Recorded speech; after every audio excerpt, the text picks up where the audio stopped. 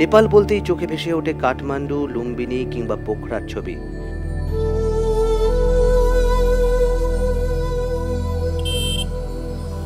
সেসব এড়িয়ে আমরা কিন্তু চলেছি প্রায় অনাবিষ্কৃত এক ঐশ্বর্যের সন্ধানে। গন্তব্য দার্জিলিংয়ের গা লাগোয়া পূর্ব নেপাল। শিলিগুড়ি থেকে পূর্ব নেপালের সিংহদুয়ার বলে পরিচিত কাকড়াভিটায় পৌঁছতে গাড়িতে সময় লাগে খুব বেশি হলে 1 ঘন্টা। এরপর যেদিকে চোখ যাচ্ছে শুধুই চায়ের বাগান।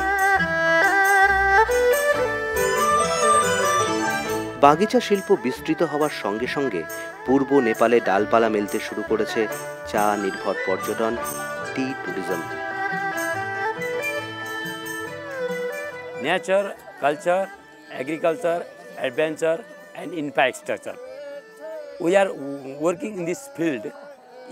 Main 5 points are we are implementing in this area.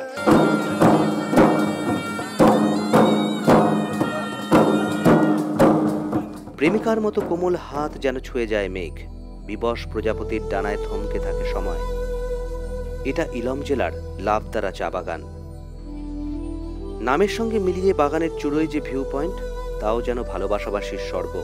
স্থানীয়রা ডাকেন লাভ পয়েন্ট নামে। লাভদারা চা বাগানের কাছেই বোটিংয়ের জন্য বিখ্যাত হ্রদ অন্থ নামের ভিউ পয়েন্ট। কিন্তু আমাদের যে ডাকছে চায়ের জন্য বিখ্যাত ইলাম জেলা, যার সদর ইলাম বাজার।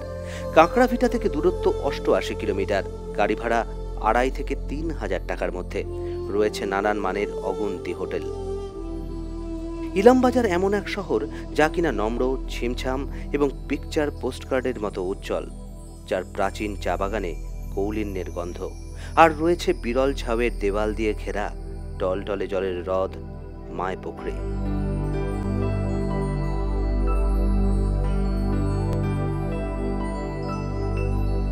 इधर में विश्व में दुर्लभ एक झाऊ वनस्पति है। वो इस माई पोखरी से अलग दुनिया में कहीं भी नहीं मिल सकता है। जो टाइम में समुद्र में सुनामी आएगा, उस टाइम में यहाँ का पानी थोड़ा बहुत हल जाएगा। এ যেন সৌন্দর্যের প্রতিযোগিতা। ইলাম থেকে 60 কিলোমিটার দূরে যে ফিদিম শহর, সেই বা কম কিসে। এর খুব কাছেই একে অন্যের সঙ্গে জুড়ে থাকা হ্রদ জোর পুকুরি। আকাশ যদি পরিষ্কার থাকে তবে সিলিউট ভিউ পয়েন্ট থেকে স্পষ্ট দেখা যায় পৃথিবীর সর্বোচ্চ বিন্দু মাউন্ট এভারেস্ট। আমরা এখন ফিদিম ছাড়িয়ে আরও উঁচুতে, তাপলিজুং। এখান থেকে শুরু হয় কাঞ্চনজঙ্ঘায় ওঠার পথ। আমরা এসেছিলাম নতুন পথের সন্ধানে। তাপলিজুংয়ের নির্জন পথ আমাদের নিয়ে গেল পাহাড় চূড়োয় দেবী পাথিবারার মন্দিরে। ইনি নাকি দুর্গার আরেক রূপ। এসেছিলাম ভ্রমণ বিলাসীদের জন্য নতুন পথের সন্ধানে।